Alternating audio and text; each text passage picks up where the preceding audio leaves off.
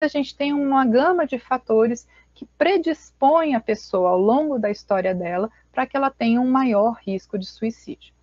Então, esses fatores são, de forma geral, transtornos mentais e transtornos de personalidade, e aqui principalmente a bipolaridade, a personalidade borderline e a esquizofrenia, são os que estão ligados ao maior risco de suicídio ao longo da vida. Alguns traços de personalidade também são mais propícios para as pessoas terem dificuldades mais graves, então entre eles está a impulsividade, a agressividade e o perfeccionismo. Então, o perfeccionismo muitas vezes é visto na nossa cultura como algo positivo, algo que é buscado, mas na verdade ele é um traço de personalidade bastante problemático, porque ele está ligado a uma inabilidade de colocar limites, a uma necessidade de validação externa de importância individual. Então, tem uma série de coisas ligadas a esse traço que tornam ele mais complicado para o risco de suicídio.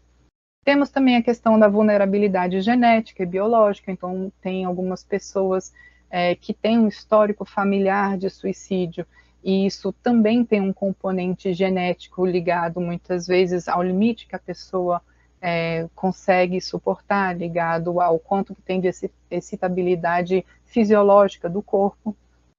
Temos também como fator predisponente habilidades de enfrentamento inadequadas, então pessoas que tentam resolver seus problemas com estratégias que acabam criando outros problemas, ou estratégias de supressão emocional que fazem com que você acumule uma grande gama de questões pessoais e que em algum momento elas explodem, né?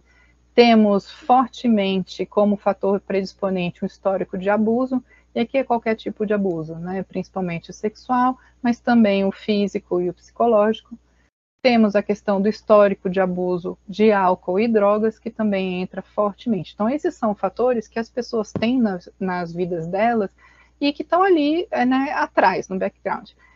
E você pode ter um aumento do risco de suicídio que aparece ou não. E aí você tem, em algum momento, um fator que precipita aquele risco. E geralmente são estresses agudos. Aí sim, a perda de um relacionamento, a perda, a ruína financeira, a perda do emprego, né, algum desastre natural, alguma coisa ali pontual que faz com que naquele momento a pessoa exceda completamente a capacidade dela de lidar com as dificuldades.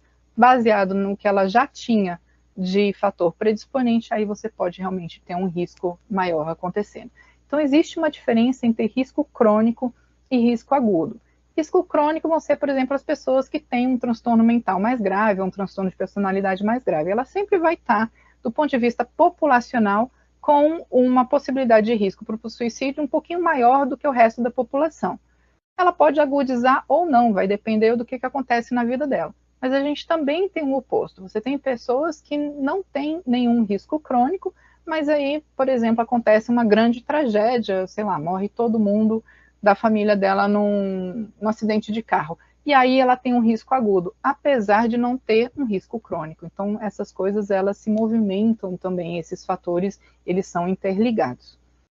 Quando a gente pensa no trabalho, temos fatores de risco específicos também que já foram levantados, e esse, inclusive, é um trabalho super recente, é de janeiro desse ano.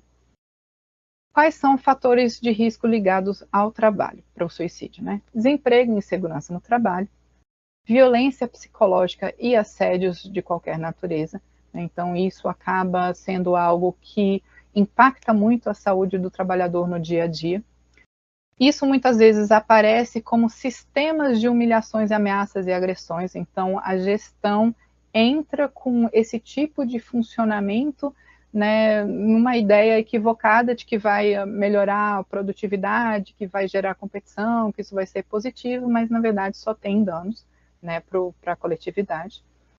Temos também condições adversas de trabalho, né, e aí pode ser tanto estrutural, quanto, por exemplo, cronobiológica, né, então trabalhos em turnos, trabalhos que têm horas extras, trabalhos com turnos noturnos, isso atrapalha ali o funcionamento biológico da pessoa, aumenta o risco para o suicídio também.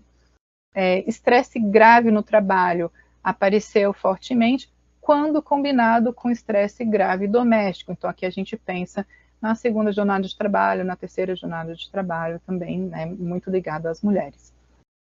Conflito entre trabalho e família, e isso eu vou entrar um pouquinho mais daqui a pouco, mas essa tensão entre o que o trabalho me exige, o que eu gostaria de fazer em relação à minha família, é algo que aumenta o risco. A insatisfação com o trabalho também, quando a pessoa não tem uma ligação afetiva com aquele trabalho. E quando a gente pensa em tarefas específicas, a gente vê também que alguns cargos, algumas categorias têm um risco maior. Então, pessoas que trabalham e têm alta responsabilidade por outras pessoas ou por maquinário, né, pessoas que têm que fazer decisões bastante rápidas dentro das situações que são em fluxo, situações incertas, ambientes de elevada competição, ambientes de baixa autonomia e baixo apoio social, principalmente se essas coisas estiverem combinadas, né?